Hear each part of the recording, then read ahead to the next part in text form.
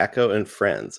It is Thursday, September 26th. We are once again streaming live on YouTube at 9 p.m. Eastern. I'm John Tabin. Joining me as usual are Billy McMorris and Jim Swift. Our guest tonight is Kyle Sammin, contributor to, I think, The Federalist? Yep. Yeah. Jim, do you want to? We were doing just audio shows for a few weeks, and then we just posted nothing for a couple weeks. And do you want to explain? We're back. We're back on YouTube.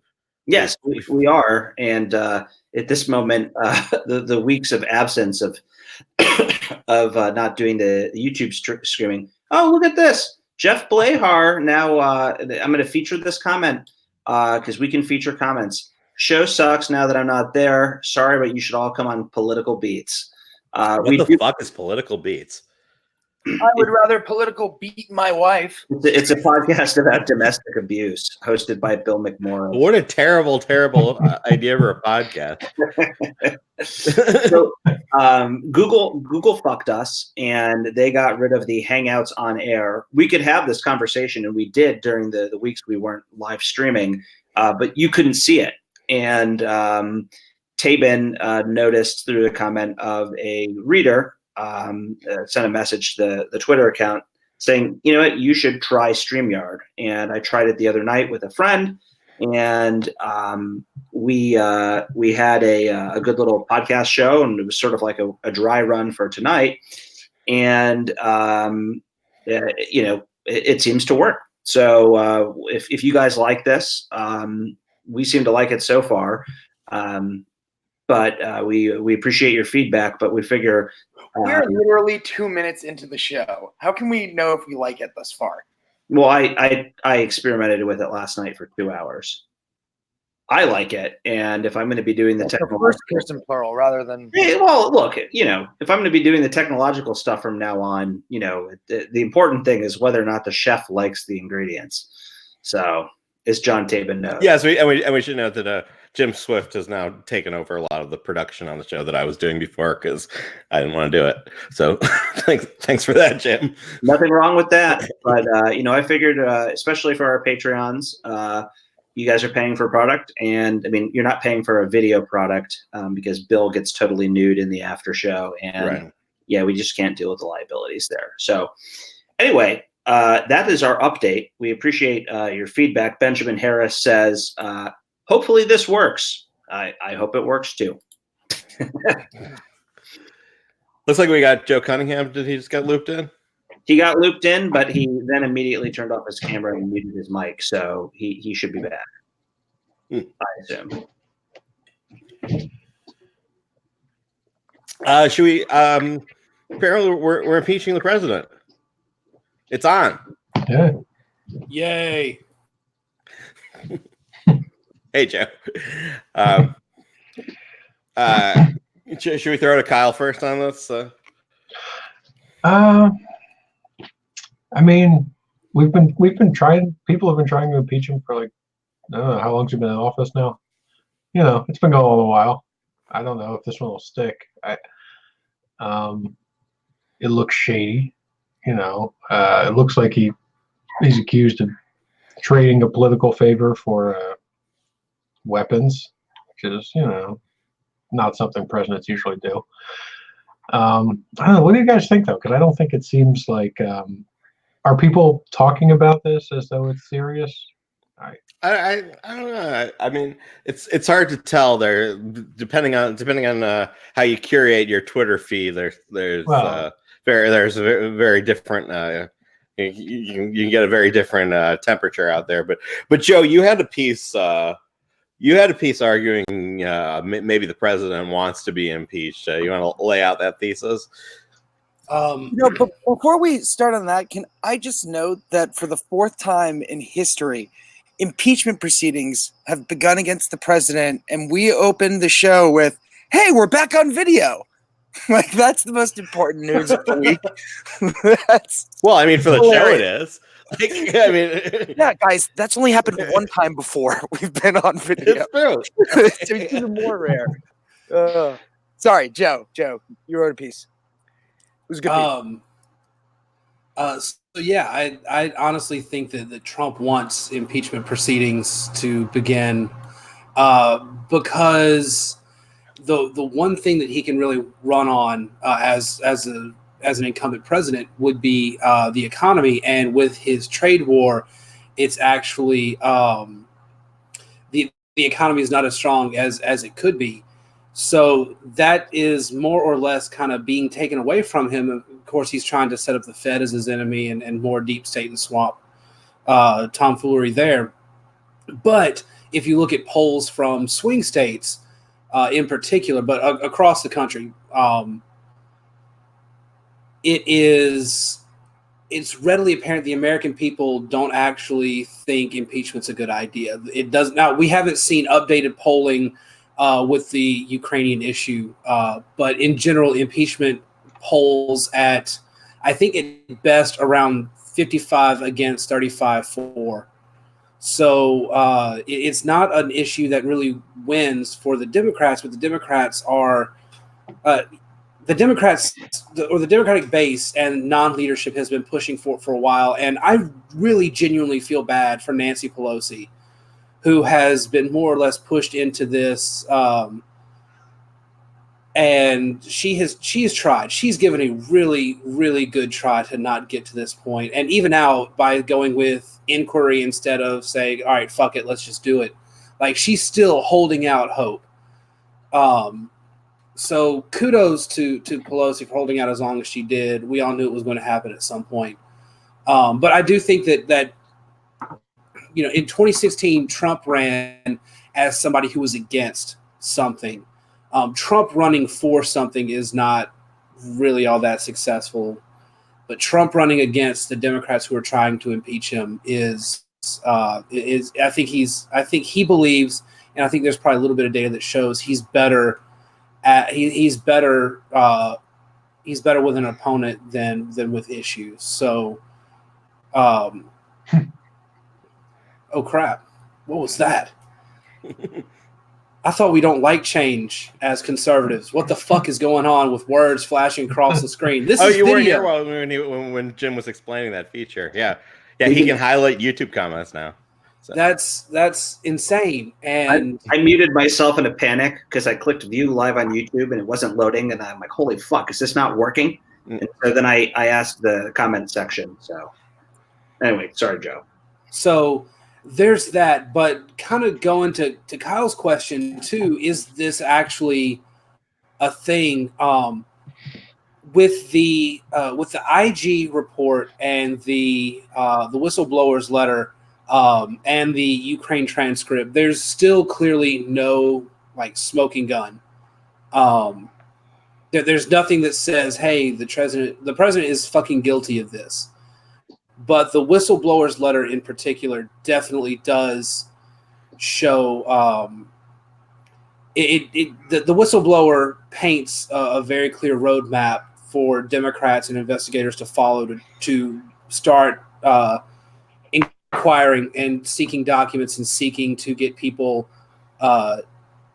to God, stop moving the screen around. It's fucking weirding me out. The whistleblowers painted a roadmap for Democrats and investigators to follow to get a hold of documents and to bring people in to interview. And I think the biggest target that has been painted now is on Rudy Giuliani, which leads me to the one thing that will heal America, and that is the permanent exile of Rudy Giuliani from society. I think that is what heals America more than anything else at this point, is we need to get rid of Rudy Giuliani. I think Giuliani's somewhat He'll be tragic. America's mayor again? What did you say, Tabin? I started to say that I was starting to say that Giuliani was a tragic figure. I was momentarily pushed backstage out of the call or something. I don't know, because I don't understand how. I'm figuring this out. I'm like a rookie conductor. Okay.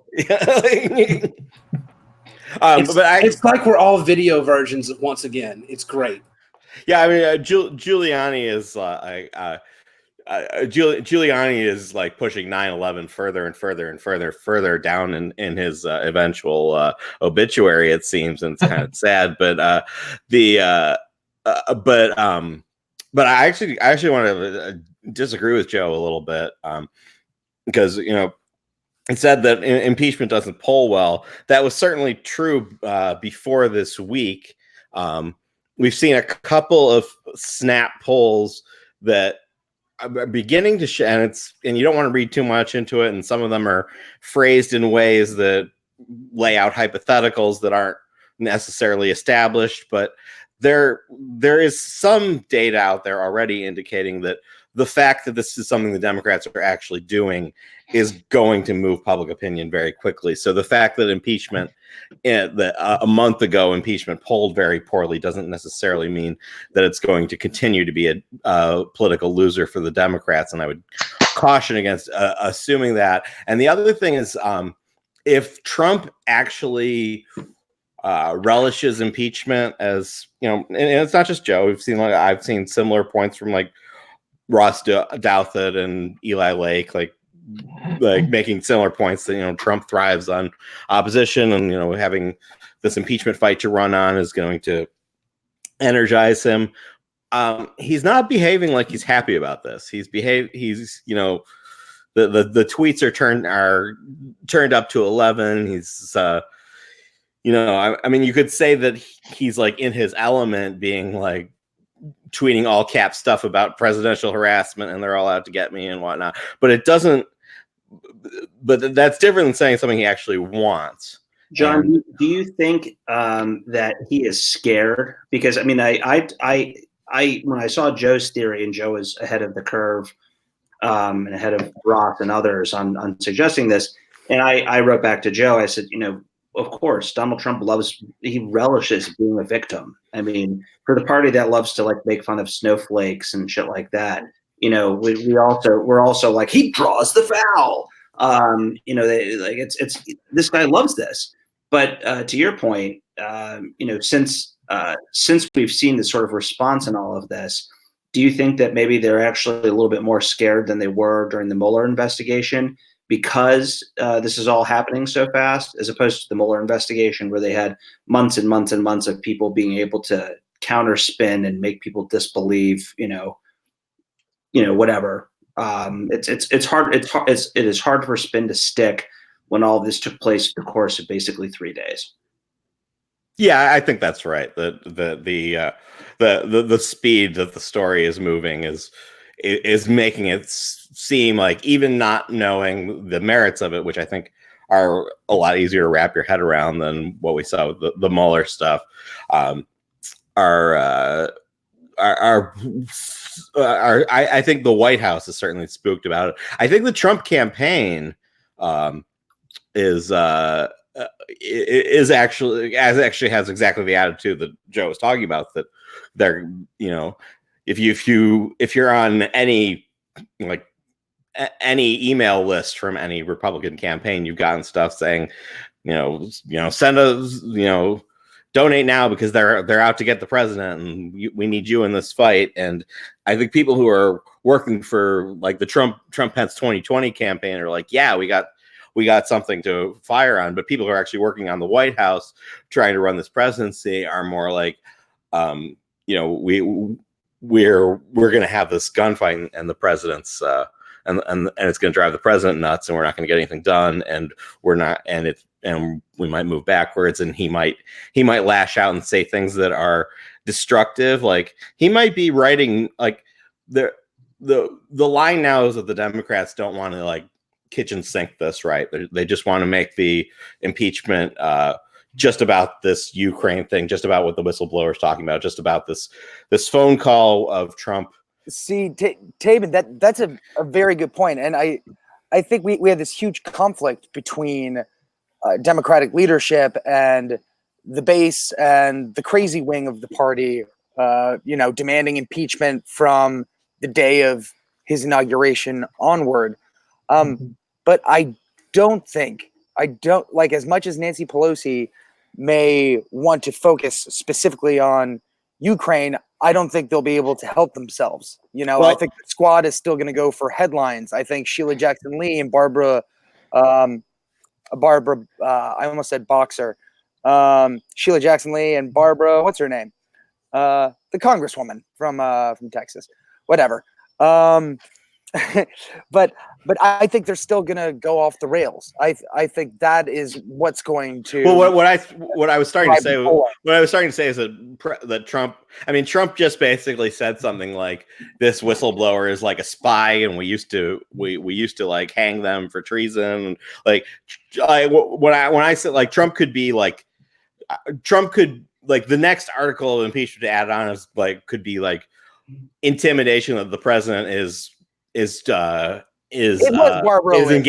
engaging with his tweets to like what I'm saying is that the president could get himself in more trouble by following his instincts, which is different than the point you're making, which may also be that there will be pressure from the left to overreach, which is a different dynamic. But I think we're making different points, and we might both be right or both be wrong. I think there's one particular tweet that I think really kind of captures what Bill is getting at, and it reads as follows: video surfaces of Donald Trump joining a Russian militia and killing civilians in eastern Ukraine. Democrats, every single one of them slips on a banana peel at the same time, and they all die. Like that is like so very possible with the Democrats in the state that they've been in, and I think the hilarious thing here is that from some of the people that I've talked to in DC, including aides to senators, especially senators who are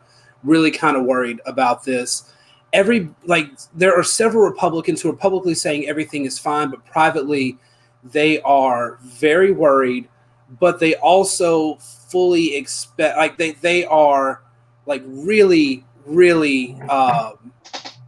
like they're not saying anything right now because they fully expect that the House Democrats will find some way to fuck this up. And I think it's certainly, very on brand for House Democrats, but I think that's also kind of a gamble on the Republicans' part. You have, I think, according to public reports and some private comments that have been made to certain people, you have about half of the Republicans on the Senate Intelligence Committee who want to look into the Ukraine thing. They want to look into the aid thing in particular.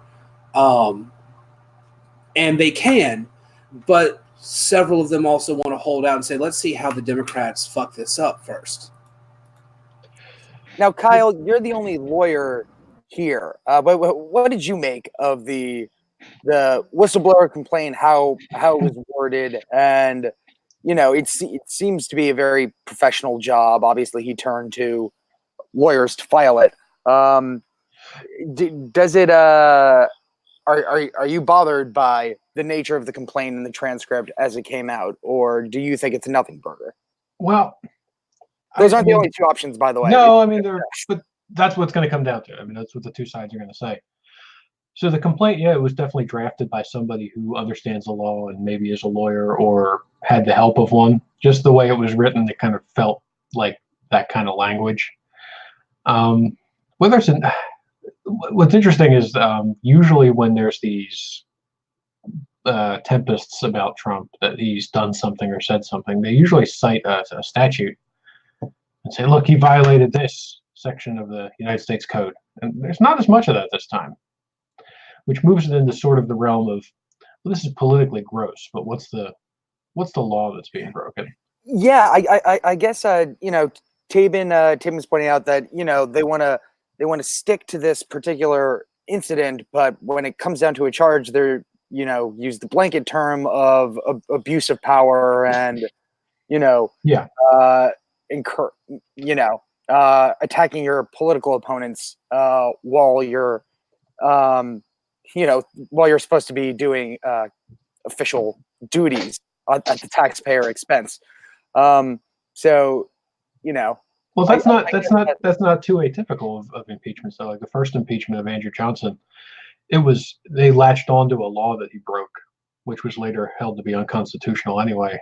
But what they really did, they didn't like his politics because he was trying to basically overturn the results of the Civil War, and they didn't like the way he acted in office because he used to, while president, went around holding rallies to support his positions, which was just unseemly back then. It was sort of like what Trump does now, but now they all do it. But so, I mean, and that was one of the articles of impeachment against him, was that he kind of just disgraced the office by going around like a rabble rouser and yelling at crowds. And that sort of thing that they thought was gross for a president to do back then. And that actually made it into the articles of impeachment. That was one of the things they voted on. So, I mean, I think that the impeaching faction always is going to run wild. I mean, I don't remember exactly what the articles were in the Clinton case, but I'm sure there's stuff that today we'd say they should have left that out. That was over the top, whatever.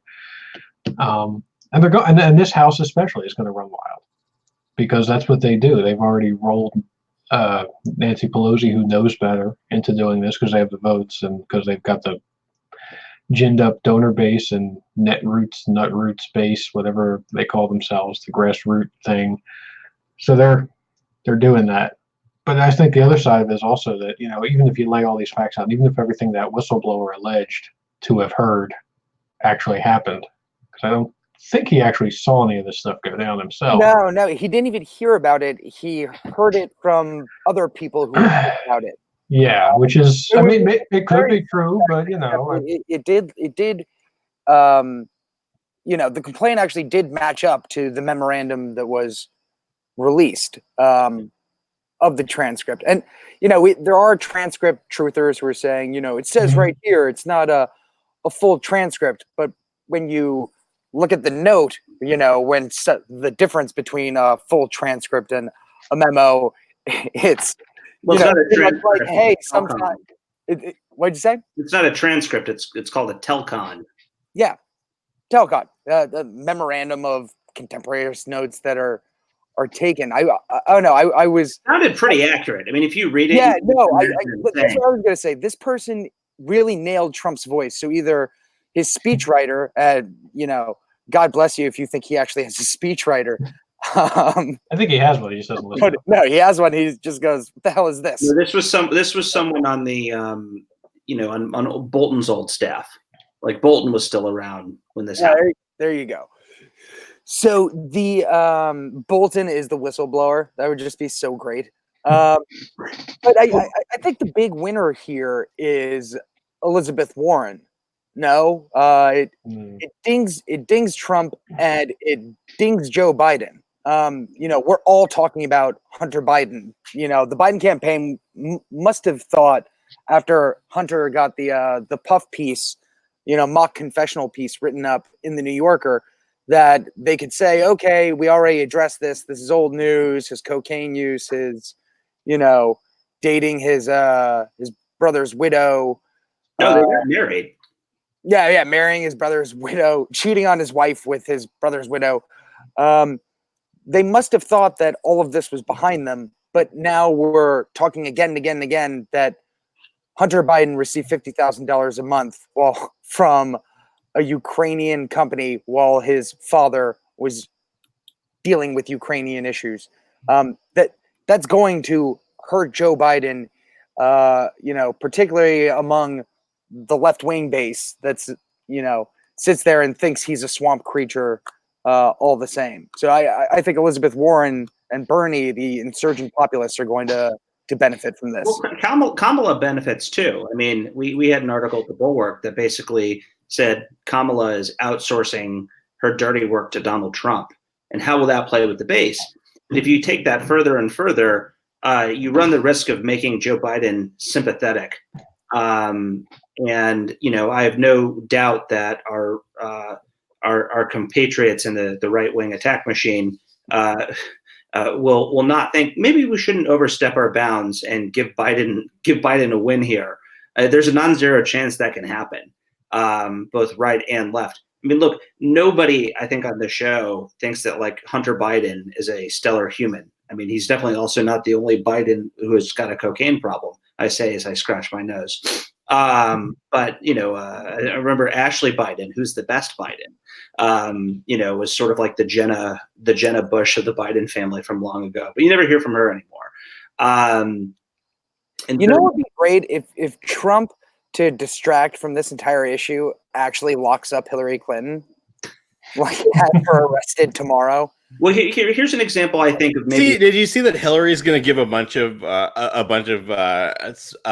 interviews now? Like just what they need is the Hillary Clinton. She's back, baby. The Hillary Clinton media campaign, like you know, Hillary there's Clinton's sense of comedic timing is fucking amazing. She should be on Saturday Night Live. Can I give a quick example though of where I fear like an overstepping? You know, I saw Hugh Hewitt today, and I like Hugh, fellow Ohioan, you know, Cleveland represent. He had Tom Cotton, good guy, good senator from Arkansas, on his show. And rather than talk about a lot of this stuff, I mean, the actual news of the day, Tom Cotton went on his show to propose this theory that a constituent of his got impregnated by Hunter Biden and has been litigious about trying to get him to sit for a paternity, you know, like submit to a DNA test. Now, I have no idea about the veracity of this, but like on a day that the House of Representatives is basically doing sort of impeachment, it seems to me as dumb as the intro of the opening of our show, where we're like, we're streaming video again, you know, and there's a very real possibility that both Hugh Hewitt and Tom Cotton could be taken for what could very potentially be a fucking conspiracy theory from a crazy person and get egg on all their faces. But, you know, I think that points to the sort of scared nature of a lot of the people who are in the orbit of the Trump defender sphere, is rather than talk about, I mean, look, if you have concerns about the whistleblower complaint, you want to go full Byron New York and say, it's just too perfect. Someone wrote it. I'm like, look, if you're going to risk your fucking careers as an intelligence professional, you sure as fuck should talk to a lawyer. Jesus Christ. You know, I mean, yeah, he's not a lawyer, but he does know all. Who? Jesus. Well, you know, Jesus is the original lawyer. You know, I mean, he's the litigant of our souls, Bill.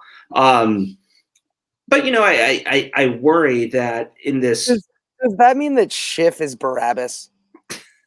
Maybe Pontius Pilate. No, he's not that powerful. Maybe he could get executed someday. Yeah, we'll see. Schiff got the double tap from Pelosi, and Nadler got the shaft. But you know, that's my worry in all of this, is that the reaction machine may very well overreact. So are you team Mikey Barbaro of the New York Times, who tweeted out, I can't believe you're going after a candidate's child. It's like, that man is 49 years old. We're not talking about Sasha and Malia or Barron Trump right now. Oh, I think children are always fair game because I'm pro-family. Yeah, there you go. We're like a corporation. You can attack all of us. Yeah. And you know what? Corporations are people, my friend. Obviously, so are human 6-year-olds. While we're on the subject of conspiracy theories, I do have two things that I want to add. About how Greta Thunberg has the same disease, same neurological disorder as everyone was making fun of Barron Trump for having, and now the same people are like, how dare you make fun of her? It's very funny. It just occurred to me. Sorry to interrupt you, Joe, but yeah. Anyway, we're on video. I'm able to derail the conversation anew. Damn it, Bill. So my favorite conspiracy theory as of right now is that the whistleblower report is actually a distraction from another Inspector General report on the Steele dossier, and this is all a distraction from finally getting the Clintons. And all I can say in response to that is, Trump can call himself the best president ever, but let's face it, if Hillary had a Rudy Giuliani, he'd have been suicided by now. He would not be the problem he's been for Trump. Hillary would have taken care of this long before now. Yeah. He's a real leader in that sense. He gets shit done. Well, you know, he's all about proportionate response. You know, so Giuliani may have screwed him, but he's not going to kill him over it, unlike some people. He is going to send a very strongly worded tweet about Giuliani, saying that he was just a low-level personal attorney and was not a major part of his diplomatic team in Ukraine, because that is how Trump operates. As soon as somebody's in trouble, there's definitely going to be a tweet that says Giuliani was not. Well, and meanwhile, Giuliani is going to like every media outlet and is saying, yeah, I have this whole string of text messages with people in Ukraine. Rudy, shut the fuck up. See, and this is a question for Kyle. Does it make a difference? You know, we had in the telecom, the memoranda, we had Trump saying, you know, I'll put you in touch with Rudy Giuliani. I'll put you in touch with Attorney General Bill Barr.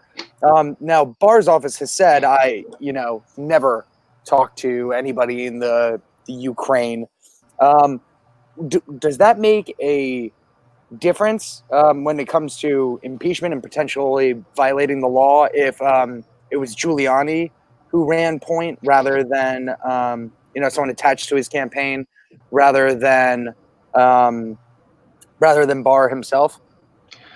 I mean, it might. I'm still not sure what law they're saying he broke, but I mean, if it's that's what I'm asking you. That's why if they said he did, if they would say which law he broke, I could say, well, here are the elements, and here's what difference it makes. But I think at this point it's purely a political thing, which is okay. I mean, you can impeach for that, but it's also harder to know what they're getting at. I think the flip side of it too is that even if you take everything in that memorandum and that whistleblower complaint as true, I think there's a lot of Trump supporters who would just say, "Oh yeah, fuck it, he should do that stuff." So he put the squeeze on the foreign country to get something for himself. That's our Trump. He knows how to do business. So I don't know how much he's kind of, just by being that kind of guy, he kind of inoculates himself against the charges that would ruin other politicians. I mean, we've seen this since he got into the race, the stuff with the women and whatnot. It's always, well, we already knew what he was, right? And so I feel like this is the kind of thing people read that and be like, yeah, I can see him saying that. Okay. I also think that Trump, if Trump is guilty of anything, it's that he's doing what a lot of other presidents actually end up doing. I think there's a lot more of this that goes on behind the scenes than we actually ever see. And yeah, it's shady as shit. But Trump's crime here is that where other people actually try to be super secretive and make sure that everything's on the up and up, Trump just essentially doesn't have an inside voice. And he's just screaming all of this shit at the top of his lungs. And then the White House lawyer's like, you kind of fucked up. Well, I mean, yeah, it's like during the campaign when he said that they were like, you gave all these donations to Hillary Clinton. He's like, yeah, I donate to all the politicians so I can get stuff I want. I'm like, you're not supposed to say that, but yes, that is how it works. I mean, quid pro quos in politics are nothing new. And I have no doubt that Obama did them, Bush did them, Clinton, Bush, Reagan before him, but they would do it for American interests, not personal self-serving interests. Now, there's always a degree of intertwined, but it's usually never probably as brazen as this went down. But that's the benefit that Trump has, where he has made the decision from day one to just be shameless and have every scandal be out in the open. So then, what am I hiding, right? Which I think the crime is the cover-up. Hey, I've never covered anything up. Yeah, exactly. There's a question of the cover-up about where they put the telcon in terms of the files here. I mean, that's sort of more of a nerdy NatSec sort of detail. Yeah, I mean, we had the overclassification debate, although with the reverse implications that all the classified emails on Hillary Clinton's server. Well, that's just because we overclassify things too much. I think you would have a hard time proving, unless there's a written document, something that says, "Hey, make sure to bury this by, marking it highly classified." It's funny you mentioned that Hillary in the DNC emails because part of this call, which was I think an interesting revelation, the first part, even before he got to Hunter Biden. Well, yeah, where he was talking about CrowdStrike. Basically, he took like a 4chan conspiracy theory that's popular with QAnon and repeated it to a foreign leader. I mean, it's fucking unreal. That's the best, and that is what's really fucking amazing here is that he truly believes, like, he's not.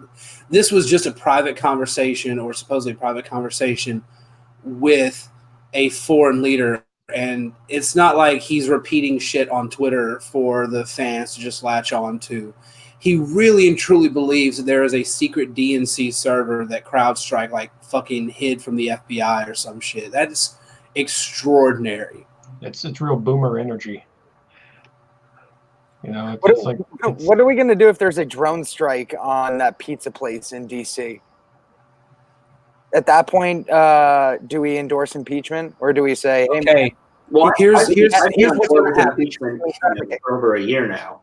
Here's what's going to happen, Bill. That's going to happen, but Ruth Bader Ginsburg is going to be inside when the drone hits. So now we've got a Supreme Court vacancy. We've got Amy Coney Barrett, re-election time." she'd survive. Yeah, she would. That woman is indestructible. Dear God. But just imagine, like, in the middle of all this, there's another Supreme Court vacancy. And Rand Paul would be like, "What the fuck? I love domestic drone strikes." Exactly. Like this. God damn. Yeah, Rand Paul. What a piece of shit sellout Rand Paul has been. I personally enjoy that because that guy's a dick. Just kind of watching his transformation, just been fantastic. I mean, it wouldn't be so depressing as if you look behind me. I've devoted most of my life to Republican politics to see what a joke my party's become. But like, it really at this point is just, you know, amazing. Hey, man, he's just happy we don't have a hawk in the White House. It's obviously it.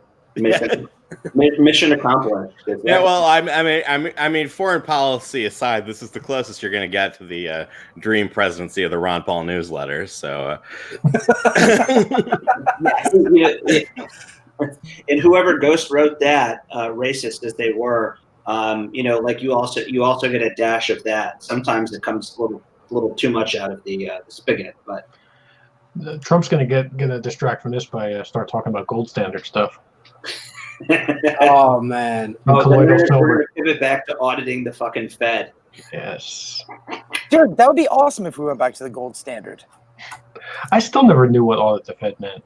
No, neither do I. But What all does the that right mean? people from the Libertarian Society tell me that precious metals are definitely the only thing that can. No, you guys are all wrong. The new hotness amongst those weirdos is blockchain. I mean, there's not fucking physical gold in the world. I actually still have no idea what blockchain is. No sense whatsoever. But blockchain is their new gold standard. This is why you don't hear any of this shit from them being like, well, we need, you know, Richard Nixon, the gold standard. We are how many election cycles away are we from the fucking 1890s block standard versus bichainism? Like, when are we going to get to that? Because I'm fucking down for it. Oh, God. At that point, we just pray for a solar flare, right? Okay.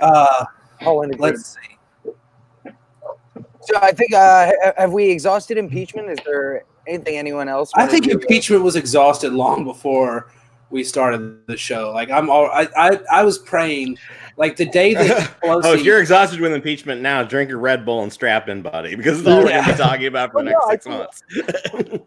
I think it's one of those things where when you think about, you know, when we talked about the polling before, I think there's a sizable percent of the population that was like, wait, we haven't had impeachment proceedings yet? Like, I could have sworn by all the media coverage and all the speeches on the House floor that we're already in the midst of years-long impeachment proceedings. It's just taking a while. I thought Mueller was impeachment part 1. Like, what the fuck? Yep. Well, you know, I think the best way to look at this is, and I forget who tweeted this out, but the polling on impeachment, just because, you know, everyone's talking, oh my gosh, look at the numbers moving on impeachment. You know, the American populace is dumb, and they are whimsical. They are subject to a constant Sisyphusian roller coaster of news cycles on which they have never been subjected to.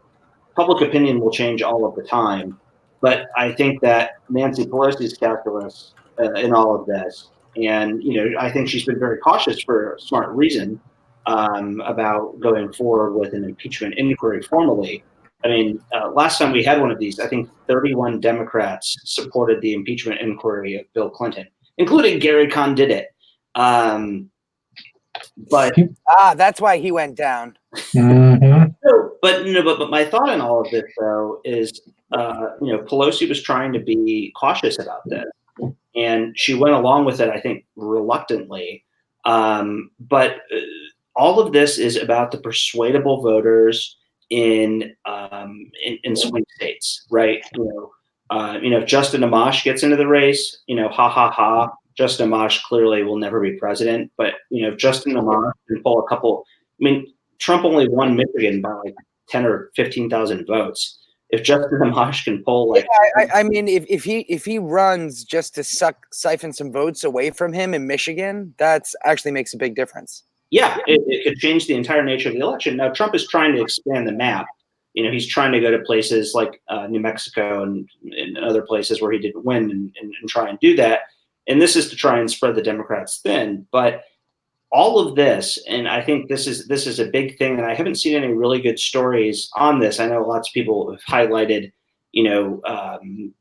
various sort of state level things about how the trade war is impacted in the Midwest, how manufacturing jobs are in Ohio, Michigan, Pennsylvania, Wisconsin. We're really only fighting over persuadable because most people are so entrenched, like people like my dad and my in-laws. It doesn't matter. I mean, Trump could literally shoot someone on Fifth Avenue and get all of their votes, like murder in cold blood, and that's fine. And so what if the person he shoots in Fifth Avenue is Vladimir Putin? Mind blown. Yeah. But similarly, I mean, there are lots of people on the left who it doesn't matter who their party nominates. There isn't. I mean, I guess there could the never Trump of the left might be the we hate Bernie bro misogyny, but like they're not going to have a group of people like never Trump where they're going to be like, there's some people we're not going to vote for.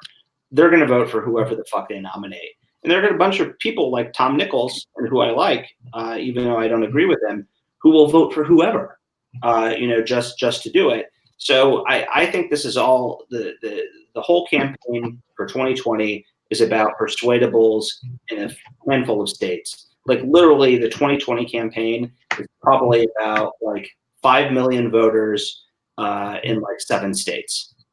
And that's what the whole thing is. That's the whole ball game. So I mean, that's my theory. I don't know if you actually mentioned obnoxious people, but speaking of obnoxious people, apparently Jeff Blair is trying to join the show, and I think you, Jim, have gatekeeper powers over that. I'm the key master. Are you the gatekeeper? So I don't know. I mean, well, let's put it to a vote. Here's what we should do. We should, like, on the count of 3, everyone gives a thumbs up or thumbs down on whether or not we invite Jeff, and we'll do it on live TV like it's the Gladiator. And he will get to see his fate, whether he goes to the Lions or whether he survives. Does everyone agree with that? So is thumbs up let him on the show, and thumbs down don't let him on the show? Correct. And if you don't agree, don't vote. If you no vote, don't vote. And then if they're in the case of a tie, we could turn it over to the comments section. Okay, I'm making an obscene gesture instead of a thumbs up or a thumbs down, and hold on, David, you have to wait till 3. and so I just want to explain that my meaning is Jeff can come on the show, but we have to insult him mercilessly. Oh, of course. Yeah, he's literally begging. Yeah. Yeah, I'm just kind of enjoying riding it out for a couple more minutes. Ooh, you know what? He's gonna log off as soon as you let him on. You know what? Let's do. I'm not begging. Doing a vote on the count of 3. Let's make this a roll call vote, like the one to like repeal Obamacare. So, Mr. McMorris, the floor is yours. do you have any statement that you wish to attach to your I vote? No, like Rand Paul, I'm not proud of this one. Kyle, do you have a vote, sir? A reluctant thumbs up. Let's do it. Joe, do you have a vote here, sir? We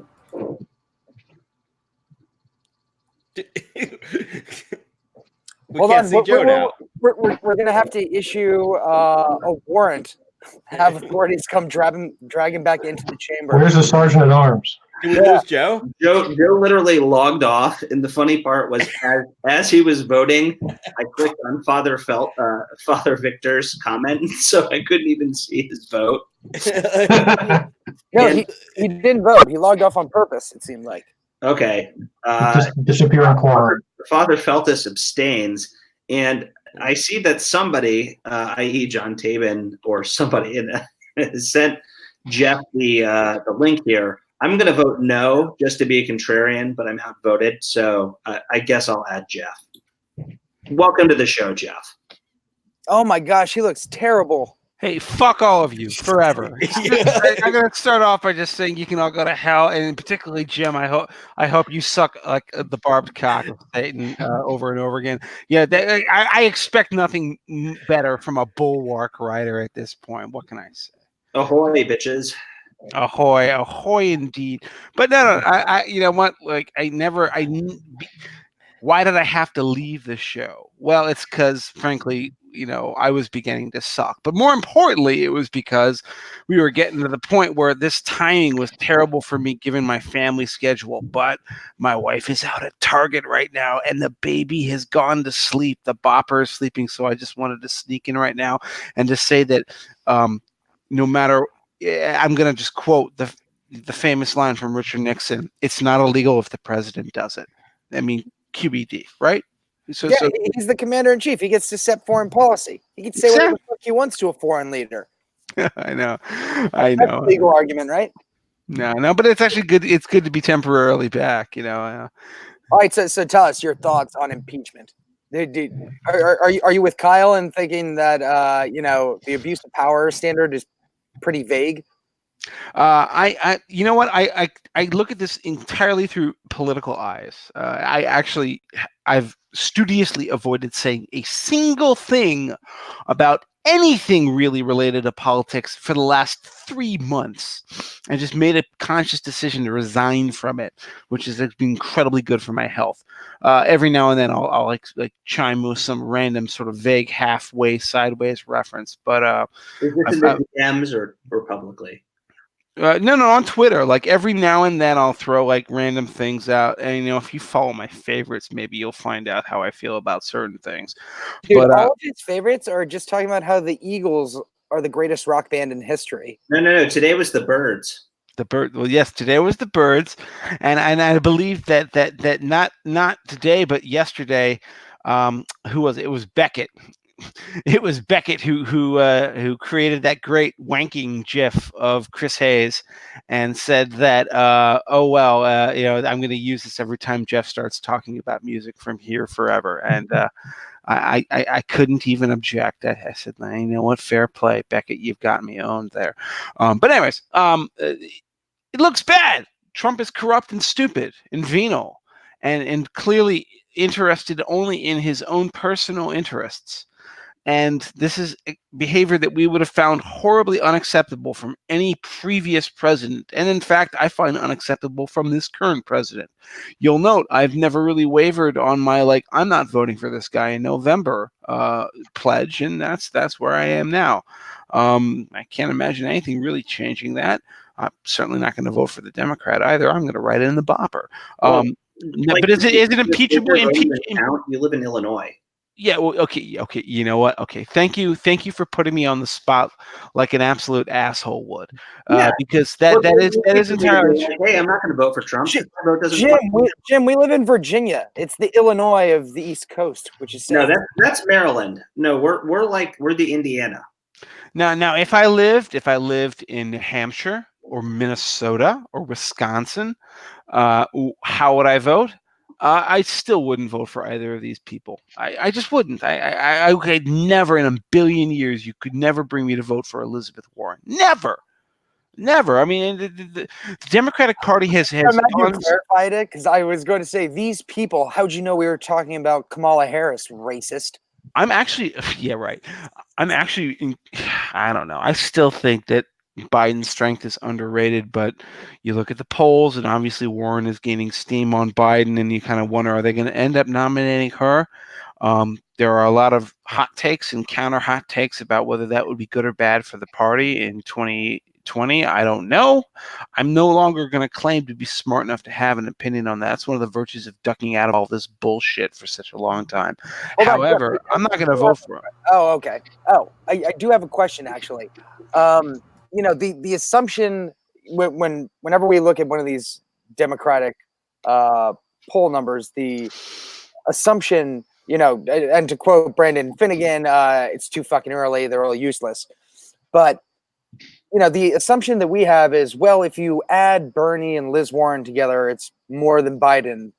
Therefore, if Bernie drops out, Warren will surge to the top. Do you think that, do you see that as a reasonable conclusion, or could there be a Jeb Bush Rubio sort of dynamic where, you know, Jeb just said, fuck it, I'm gonna drown this baby that was supposed to respect his elders and let me run, you know, this time around? Do you think some of the Bernie bros may go, you know, fuck Warren, she should have waited her turn, it was Bernie's turn, and, you know, she stole his positions, and now she's doing it? Listen, you could be too clever and write your Slate hot take or your Vox take, I guess, at this point, and come up with an answer for either argument. I don't know. You could say, yeah, maybe those Bernie voters will just drop out, or they will refuse to vote for, you know, whoever usurped Bernie's place in the pecking order, or maybe they'll go to Biden. I don't know. I tend to think that just ideologically, there are people who are on the left of the Democratic Party who are going to gravitate more towards Warren than they ever would to Biden. And I'm also going to say this, that Biden's wounds are self-inflicted. Nobody's talking about this because it's impolitic to say so. But there is something pretty skeevy about this whole, like, Ukraine thing. I mean, you know, with his son was clearly selling access to the vice president at the time, or, you know, a connected political player. Jeff, Hunter Biden is a known expert on the international energy business. Yeah, exactly. It was a complete coincidence that his father happened to be the vice president. He got the job purely on merit. A recent cocaine washout of the United States Armed Forces. Hey man, cocaine comes from the ground, so does gas. But like, we're not allowed to talk about that. We're not allowed to talk about that because obviously Trump is such a sleazy operator, and it's so obvious that he's trying to dig up dirt on a potential, like, what he assumes at this point, at least, or at that point had assumed would be his presidential opponent. But yes, the Hunter Biden arrangement is totally fucking corrupt. How can you deny that? We're not allowed to say that because it's like, wasn't focus on what matters. Against his company's interests? I mean, if you want to argue that he's unqualified, sure. If you want to argue that he's a weird fuck who, you know, married his... Hold on, no, and you're just talking about how we shouldn't personally enrich ourselves and advance our own fortunes if in the service of a foreign entity, and Hunter Biden...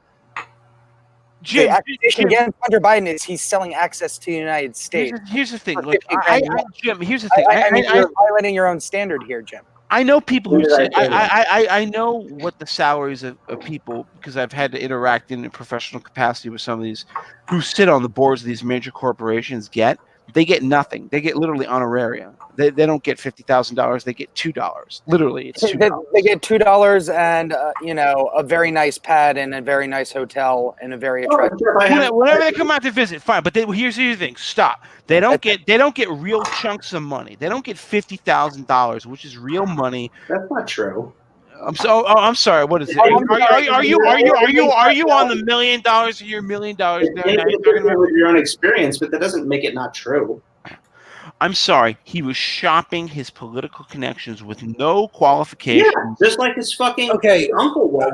I've had enough of this shit. You guys are attacking the child of a presidential candidate. I feel like I've just spent the last 10 minutes over his past, and what you're going to end up doing is you're going to end up hurting all the charitable causes that he has worked toward. I might be getting my stories mixed up. Hey, Joe, if you don't like me going after kids, wait till you see what I have to say about Greta Thunberg that I've been holding back for the last 2 months. Save it for the after show. We got 5 minutes. Nah. I will say that while we're talking about the election and Biden and Warren and all that, the Washington Post just reported that that Biden is officially adding a Wall Street tax to his 2020 platform.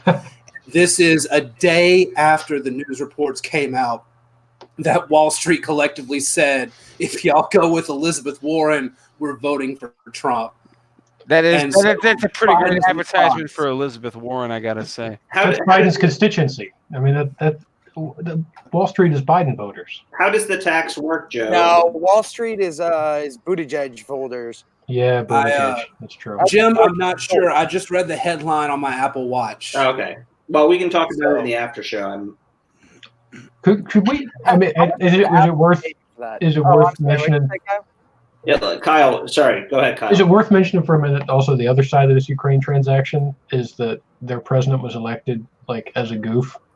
Do you know about this guy? He's like a stand-up comedian who got elected. Yeah, he's a comedian. Right? It's fucking great. He was on a sitcom where he played a random dude who became president of Ukraine somehow, and then the voters were like, "Yeah, all right, let's do that instead," and they actually elected him the real president of Ukraine. You know, that shit's crazier than Trump. I was most disappointed. Yeah, that happened in Italy too. The clown. Yeah, I was 5-star group. Disappointed that transcript did not have enough jokes. Yeah, that guy wasn't that funny. Well, not transcript, excuse me, Telcon. You need somebody to punch that up. You know, it'd be great if they actually released the audio and it turns out that he was just doing an impression of Trump. Oh, you do so much for us, President Trump. Oh, so much more than Germany. That guy really knew how to talk to Trump. It sounded like Trump was talking to himself on the phone. Yeah, I stay at your hotel, and I have many friends who are Ukrainian who live in America, and they said they love it, and I cannot wait to come back and stay at your hotel. It's a bad. Is that an accurate Ukrainian accent? No, I mean I'm pretty good with. Jeff will appreciate this. I don't know if Bopper's into Peppa Pig yet, but I'm a bit of an expert at accents. But you sound like you're pretty shit with Russian and Slavic accents, from what I can tell right there. Yeah, no, because I'm from the waspy east side of Cleveland. You know, can we get a Proto-Indo-European accent? No, because no one knows what it sounds like. Hold on. So I promised Kyle that if he came on the show, he could talk about Nelson Aguilar. Would you like to? Is this about that great story about the fire in Philadelphia? Yeah, there was a local news story about a house fire, because that's like half of what local news is. Right. And this, so they were interviewing this guy who was there, and he was telling the story about how that guy was trapped in a fire. His kids were up there, and he was throwing the kids out the window to the people below who were catching him. And then he looks at the camera and says, unlike Aguilar, who had dropped a perfect pass from Carson Wentz in the fourth quarter drive that would have won us a game. And I don't know, he just like, at first it was like instant Philly celebrity, but then I think it was, I mean, if you guys saw it, you guys aren't Eagles fans, so it was, I think it went pretty national. And it just. Oh, yeah, it was the only time I've liked a Philadelphia sports fan in my entire life. Dude, it was so cool. The guy was a stone cold hero. He caught two babies out of a window. He caught two fucking infants falling out of a window, and then he's like recounting his heroics. And in the middle of the part where like he knows he's going to be famous for saving children, he just has to throw in the hit. He just has to be like, unlike Aguilar. And it's just like, he's so good too, man. He just like looks at the camera, unlike Aguilar. He broke the fourth wall. Camera too. Yeah. He didn't just say unlike Aguilar. He's looking the reporter dead in the eyes when he's talking about saving all these children. And when he says unlike Aguilar, he turns to the camera as if to address all of And us. he gives the wide eye too. Oh, it's so perfect. I was like, that guy is like a media hero to me, man. I love brilliant. In Cleveland, we have a joke: when you die, people in their obituary ask that the Cleveland Browns serve as pallbearers, so the team can let them down one last time. Sounds right. It's kind of like that, but on live TV. It was fantastic. Yeah, but you know, the Buffalo Bills are 3-0. At least we can say that. Hey, Talking about teams that perennially let people down. And, you know, I'm just glad that the Washington Redskins just bothered to get it over with early on in the season. So, you know, 0-3, you know, we can already just start talking about if you firing want to talk Gruden. about sports, you can stick around for the after show, which is going to be happening. Oh, Tabin, you're such a killjoy. If you go to patreon.com/BATF show, we talk for about 20 minutes after the main show, which is now the live show again. And then we post that audio on the Patreon and you can listen to it. That's patreon.com/BATF show. Thanks so much to our guest, Kyle Sammin. Thanks for having me, guys. You're welcome, Jeff Blahar, for allowing you to join us on request. Jeff has to thank us. Yeah, that's why I said you're welcome and not thank you. Oh. Yeah. And thanks to my co-host Billy McMorris, Joe Cunningham, Jim Swift, our the producer, taking the baton. He's acting producer. We haven't confirmed anybody yet. He's getting stonewalled for whatever Trump passed. Yeah. So. Well, good luck in your confirmation here. We should just call him administrator for now. He's the acting administrator. Yes. Hey, you know what? I take these whistleblower complaints very seriously and very urgently. So, and we will be next week. Yeah, yes, we will be back streaming live at 9 p.m. Eastern on Thursday night. So join us then here at the Bureau of Alcohol, Tobacco, and Descends. Frenemies. Oh no!